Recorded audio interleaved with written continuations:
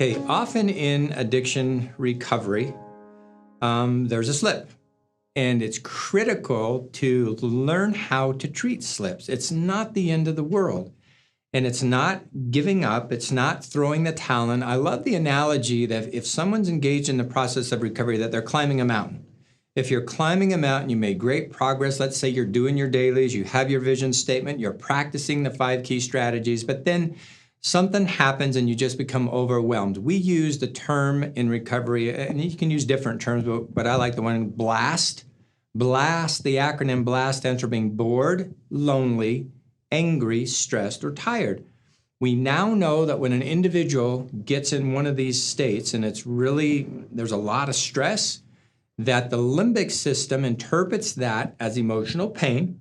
It will go on a search for something that will take that pain away, and all this is happening in the unconscious part of the brain. So if you look at the two-part brain and you compare it to an iceberg as a metaphor, the 85 to 90% of an iceberg underneath the water, underneath the surface, can be likened unto the limbic regions of the brain. Many neuroscientists now believe that 85 to 90% of our behavior is instinctively and automatically driven from this unconscious part of the brain. Learning how to manage that by the key strategies that you're learning about and practicing is a process. So yes, there may be a slip, and if it happens, the key thing is to own it, to be accountable, responsible. You can rewind the tape, say questions such as what was happening an hour before the slip, 2 hours before the slip. And as you start to become more aware of what's going on around you moment by moment, you can start to pick these things up and learn from them.